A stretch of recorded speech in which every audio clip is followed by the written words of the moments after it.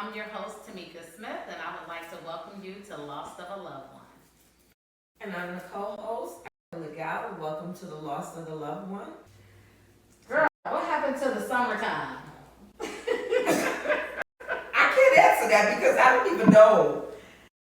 It went from 90 degrees to 50 degrees. I know, we didn't have no in between, no middle, no nothing. Now, I like to pull out the boots, but it's a little early. October. You know what I was wondering though? You know how people, I guess because we're from up north, so right. People say you can't wear white after October. That's crazy. Not anymore. You wear white anytime, all year. And I don't think it's the summer. I think they used to say that because of the snow. Yes. You think that? I think so. Yeah. I think so. I'm wearing my white whenever I get ready. Me too. Look at Lisa Ray. She wear white. Lisa Ray got the money to be wearing white whenever she get ready to. Nah. I don't know where she find all them white clothes at. Because that's a lot of white clothes. Get ready to. I know linen is only for the summer. Anything else white, I'm wearing. I'm with you. That's what I'm saying. Glad we cleared that up. People, you can wear white whenever you get ready. You sure can. Now, for today. Who's our interesting guest? We have Evvie Smith back with us. Oh. And unfortunately, Evvie not only lost one child, Micah. We just did an episode with Evvie in regards to Micah, and now we're going to speak with Evvie about TreShawn, and I see his handsome self on her shirt there. And we knew TreShawn as Trey. So you hear us say Trey? That's TreShawn we're talking about. Hey Evvie, how are you? Welcome back. I'm good. How are you? Thank you for having me today. It's cold down here in Georgia. How does it feel up there in Cincinnati? It's colder here. It's colder here. I'm sure it is. Tell us some things of that Trey used to like to do. Well, Trey was a rapper. He loved to rap. That was his outlet. Very good. Was through music. Him and my other son, they like to rap. That was their thing. That was their passion. So his rap name is Ace Trey. And Trey, without even knowing, without trying, without anything, he would smile. That was his thing. He just always kept a smile on his face. Trey was just smiley. But what he did for fun was rap. You can't tell, and you couldn't tell he couldn't play basketball, which he could. But he could, but he wasn't. He could, but he couldn't pass the ball. He didn't. He was a ball hogger. He could be on the other side of the town and throw the ball. He's not gonna pass it. So that was Trey, and I used to just love watching him doing it on the basketball court. Like, what are you doing? Pass the ball? No, Trey is not passing. He don't care how far away he is. He had a gorgeous smile. Very gorgeous smile. Yes, he has an infectious smile. My baby, that's my baby. How old was Trey when Trey passed away? It was 20 years of age, 2 weeks before his 21st birthday. So tell us what happened. All I know was I was at work that day. He was babysitting because Trey was my babysitter. Trey was my kid that I can depend on. I'm just not even going to sugarcoat it. I'm not going to hold it back. I'm not going to none of it. Okay. Trey was my child that I knew if something was to happen. He was I know I can depend on my son, Trey. Okay. So Trey was my babysitter. So I was at work, working an extra shift. It was an off day. It pissed me out more than anything. It was an off day. And I ended up picking it up because I know Trey's my babysitter.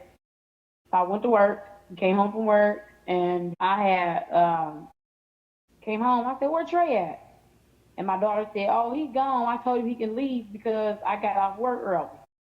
I said, "Oh, okay." Then my niece called me, which is my brother's daughter. She called me, and Jaden said, Evvie, you need to get down here. I'm like, "Get down where?" And she told me I need to get down to Rockland. I'm like, "For what?" She said, and so she said, "It's Trey." So as soon as she said it was Trey, literally, it felt like She didn't have to say nothing more, nothing less. It was like I need to get down there, like right then and there. So I was zooming down there trying to get down to Laughlin, which ain't number like 7 minutes away from me, no more than 10 minutes, if that. And it felt like it would take me forever to get there. But when I finally got there, flying, when I got there and I seen all those ambulance and things, I'm like, oh my God. But all I was driving, I was just praying to God, please don't let my son die. Please don't let my son die. You know, that was my prayer. Don't let my son die. When she told me it was Trey, I knew something was bad was going on. So she told, people got to call on my phone. All I was on my way, Trey got Trey got shot. Trey got shot. I'm like, oh my God. So I get down there, and one officer, he was very transparent and was very honest. But when you have other officers not being transparent and not being honest and giving you that, and well, he was like, he's like, ma'am, I'm just gonna be honest with you. I don't see how you could have survived that. And So, I know you can appreciate that. yes, I will just be transparent with me. Don't sit there and keep on giving me this false hope. Right. Then it was so confusing because when I got there, one minute they told me he was okay and he was fine, he was in surgery. Then they told me he wasn't even in surgery, kind of blood type of he had. He was this and was that. It was the weirdest thing. Like, wait a minute. It was one minute he was deceased, the next minute he was in surgery, the next minute he was deceased, the next minute he was okay. So confusing, like up and my emotions was so up and down. It's like right, I'll grieve, then I'll stop grieving. And mind you, I have a son that's away in jail. So when he's calling, and I'm like, well, they saying now he okay. He's like, so it's a midst of me going through these emotions. I still have another son that I have to try to be there for him because he's incarcerated, and his emotions are up and down, up and down. He don't know if his brother is deceased or alive. I don't know if my child is deceased or alive. So when they told me I could finally go up to the ICU when he was actually in surgery, it was like I know my faith and I know what I can and can't take. Right. And I know that God gonna be here. I know that. But in the midst of me praying, God don't take my child, don't take my child. I thought about it. It's like an epiphany hit me. If my child is gonna be here on earth just for me to say he's here, but not living, then Jesus take my child. I can really understand that. Yeah. Prayer the whole thing just changed. It was like something just hit me and changed it up. Now I'm not gonna keep praying for you to save my child. But what I am going to pray for, I want his soul to be saved. Don't get me wrong. Right. But I want, if he's not going to be a living, if he's not going to be able to be himself, get up out that bed, walk and wash and do whatever he normally do to live life like a 20-year-old man should live life, just being himself and not being in a vegetative state. If he's going to be in a vegetative state, Lord Jesus, I pray for you to take my son. Save my son, basically. Save him for us from the hell that he will be living in on earth. Right, because he will be able to be saved. Right. Absolutely. Mm-hmm. So that was my prayer. My prayer changed from, oh God, please don't let my son die. Please don't let my son die. So no, take my son. Don't let my son be in pain. If my son is in pain, if my son is not gonna be mentally here and just be deteriorating, then no, then you can take this vessel. It's just a vessel. Just anyway, take it. Did you ever find out if he died instantly or if there was anything? He didn't die instantly. I was physically there while they were trying to stop the bleeding. They couldn't stop the bleeding from his injuries. So he was still there, and I ended up finding out later through, I would say like a medium, I should say. Okay. It wasn't, my niece spoke with them, and the person did tell me that my son was in a lot. He told them that I guess she can feel the median lady or whatever, that he was in a lot of pain. But once he passed over, he said all the pain stopped. He was fine, and told them to tell my mama I'm okay. Tell my mama I look okay. That was good. I wonder if that's the point where your prayer was changing. If it was interchangeable, like that was happening, and at that time you got the epiphany in your. Do you ever wonder that if it was like kind of simultaneous? know because it might have been there. I never thought of it that way. It might have been because in the hospital room when after they pronounced him deceased, I went inside and my daughter and I were at the bedside. But when I looked at him, I didn't see him. I seen my other deceased son, Micah. So I asked my oldest daughter. I said, Bree, Oh, look that's at him. amazing. Look at him. She's like, Mama, I am. I said, what do you see? She said, what you mean, Mama? I see Trey. I said, who else do you see? Who face are you looking at?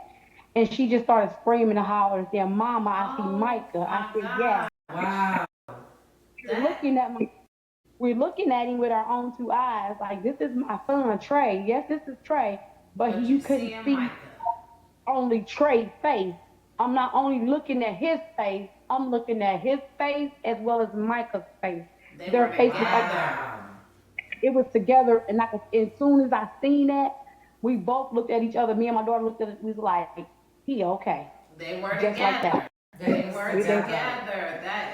That's I know that made you feel that's wonderful. so great. That is Absolutely. wonderful. How long has it been since Trey passed? Trey passed away almost, I want to tell you, around about 360 days ago. Not even 365. This Sunday will mark 1 year of his incident date. October 22nd, 2023 makes 1 year. So it's not even been a whole year yet. And I heard some of his music. He could rap. I heard it. Uh, He could rap. I know when I came up there and we did the repass and everybody got together and they played his song, everybody was turned up. Like, he had some lyrics. He had some good lyrics. Yeah, like his friends are on for his birthday and stuff. They all, well, we're going to do something. I guess, I don't know. But then they all got like but I'm going to just do a remembrance of life for him on the incident date. The balloon release and just let him know I love him. He know I love him. I talk to him all the time. How are your other children coping with the loss of Trey and Mike? Well, due to the fact that this was my second loss of a child, I did things a little differently. So I seek therapy for my children because I do know that the loss of someone, you do need some therapy, even though a lot of black families say, oh no. Well, you know what? I learned from my first child passing that there's nothing wrong with getting some help. That's right. So when my oldest son passed away, absolutely, I encouraged this. So all of my children, every one of my children are in therapy, That's except good. for my baby boy, because he's a baby. He really don't understand a lot, but he understands. He always say, "Well, mommy, where Trey?" He would say that all the time. Or then I know that my son would come to him and say things and do things, and I know then like there ain't nobody but Trey, so I'll let it go. So I know. Trust me, things happen here all the time with the doorbell Right.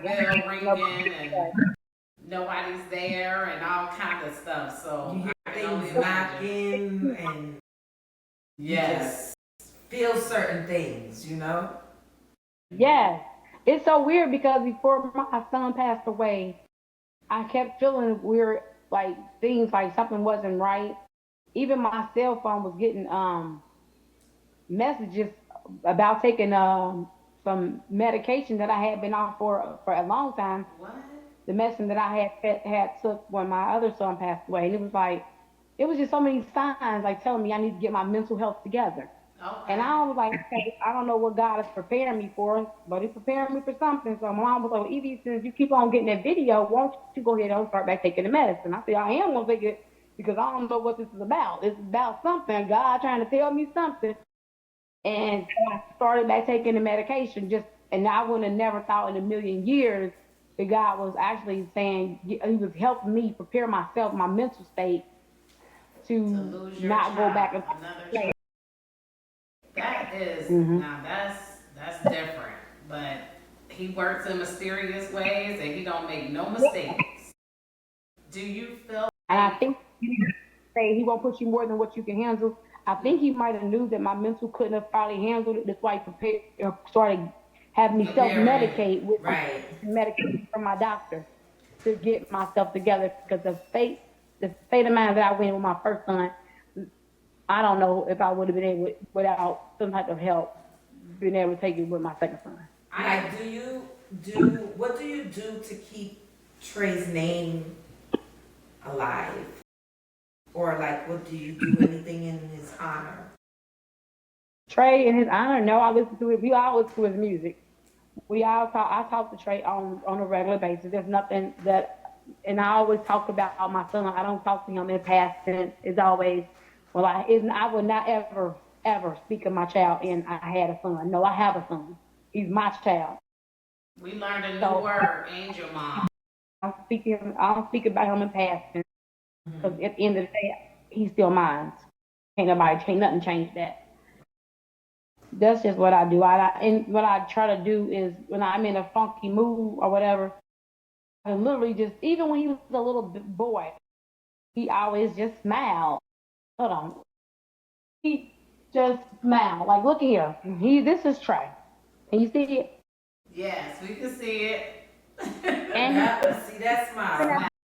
he just smiled. Like, Trey just, I don't know, he just smiled. So even as a little kid, get in trouble, he's like, get that smile off your face. Because he just smiled. Doing something bad, still smiling. Just a smile. So what do you do now to like take care of yourself? For me, I started back church where my other Nice. son passed away. I denounced it, like I just wasn't going to go back to church. I just didn't want to be bothered. When he passed away, I had an opposite effect on me. It was where I felt like I needed to get back into church. I needed to get back into the Word. I needed to get back into the Bible. I needed to start back getting the Word into me. I needed that. And that was my peace of mind. That is what helped me along the way with Trey. Whereas I went away from the church with Micah, with Trey's passing, it brought me back to the church. That's beautiful. That's great that it did that, and it's kind of weird. Everybody seems like they get like some anger with somebody. They found something or somebody to be angry with, and I had that same thing. I was mad at God because I'm like, what did he do to deserve this, and why couldn't you have taken me instead of taking him? Like, why did his life have to be cut so short? If I needed to let go, take me. I lived. Right. I done whatever I was gonna do. Why did he have to go so soon? So I was angry too. So it's like, I love that. I love that it sent you back instead of taking you further away, because that doesn't happen often. I don't hear that happen. Yeah, that's amazing. I'm glad to hear that. I'm glad to hear that you guys are doing therapy as well, because me knowing you changed as a person, which I expected after I went through it. I seen the change in you after Micah. It's like you were never the same person again. And I knew, but I didn't really get it until it happened to me. And then I really got it. And then with Trey, I was kind of scared for you because I didn't know if you could come back from the way you were still going through with Micah. Just right. Being honest. And I never voiced that to you. I never said that to you, but I wasn't sure if you could. That's the reason why that's the reason why, even as a little girl growing up, I've always been told, like, I can see things, or not really see them, but I can know sometimes when something's getting ready to happen. Right. So I need to just listen to it a little bit more. I need to listen to it. When I kept telling my mama, like, I don't know what this deal keeps coming on my phone for, keep telling me to get back on these medications. Mom said, well, Evvie, you always say, God give you signs. God give you signs. He give you signs all the time. Maybe he's telling you something. I said, you know what, Mama? Maybe he is. And I was like, I'm getting back on that medicine. So I honestly can say, like, I know that had I not prepared myself, not knowing what I was preparing myself for, I wouldn't have been able to bounce back. I don't think. I could kind of sense that from you. And Felicia, it was Felicia we was talking to, and she mentioned, she said, I remember when your moment came. And I was like, you know, I didn't really know what she was talking about, but I do remember the moment she was talking about. She said it was another lady that worked with us that had lost her son a couple of months before I lost D'Amico. And Right. when we found out, and we were all at work, and we were all just saying, hey, I can't believe that. And I just kept saying, I can't even imagine. It's like I couldn't even say nothing else, but I can't even imagine. I don't know what I would do. I can't even imagine. And then within, I would like to say, 2 to 3 months later, I lost D'Amico. And she said, that was your moment. Your mind was mentally preparing yourself that this could happen to you too. So. But it's weird because even though my son and I know with Miko, our children were murdered, and it's the craziest thing for me, and I feel like I'm doing my son an injustice, which is so weird. I battle with this, and I talk to him all the time. 1 minute I want revenge, 1 minute I don't. But in reality, I know my heart. Whoever did this, I truly feel that they spoke from this remorse. I know that he did. I honestly, because I do have, I won't want no better life. Yes, I do feel like sometimes, but far as life sentence, something like that, I would say, I don't know. I'm too. I want God You to have just a me. big heart. You I have want a to be big able heart. to forgive this young man and forgive him wholeheartedly. And I don't want to forgive him and say, I still want you to do 20 years, or I still want you to. No, I want to forgive him, and I want to forgive him with the whole heart. Whatever the vengeance is that God seeks and he wants to give this young man, then I want that vengeance to be God's, not mine. I don't want no burden to think, well, I want to see him go to jail, or I want him to get shot, I want something to happen bad. None of that. No, I do not. I want what God has in store for him is what I want him to receive. I don't want nothing of man. You just That just done something to me. You did something to me because my son, I can't get too much in depth into it. But I go through the same thing you go through, that you went through. That I want him to do time but you know, and like a lot of my friends, and then they was like, Erica, he's facing his demon. I was like, no, he's not, because he's a very nonchalant person and he does not care. It's like, no, he's going to care, because you can believe he's dealing with his demon. But I still do struggle with, I want him to do time. I forgave him, but I still want him to do time. I really do. Felt like I had forgave him until he did something else. So it's like, you still don't get it. You still doing stuff. You still don't get it, because I feel like no justice was done for my son. Still believe me, managing to do things. Nico, that your son had somebody that the police officer actually arrested and said, you killed somebody's child. On my situation, the detectives, they know who killed my son. The young man, of course, he knows he killed my child, but they're not able to just bring him in right now. You see what I'm saying? And what I'm saying is this. I'm not even sure if I want that to happen. I want whatever God has for him, not what man has for him. God has for him. Because at the end of the day, I struggled with that at first, but now I want whatever God got for him, because his dad, my son TreShawn Lamont, dad, Cedric Rayshawn, he knows the Bible front and back, and he tells me, we're not together, but we talk a lot. And we talk about the Bible. We talk about our son. And he tells me, Evvie, he struggles a lot. And if we really wanted something to happen, we could have been had something happen. We just chose not to, because it's not right. At the end of the day, the pain that we felt, why put another parent through that? It's not right. So he told me this. He said, Evvie, he's going to be eaten up by life. Life is going to get him. He said, we cannot worry about what's going to happen, but we just let it put it in God's hand. That's one thing about Cedric, is that he always is put it in God's hands. Let him I want handle to it. thank Let you God so handle much it. God. for even giving me that little piece because maybe that's something that I need to pray for. I didn't feel like I had forgiven him, but I stopped wishing bad on him.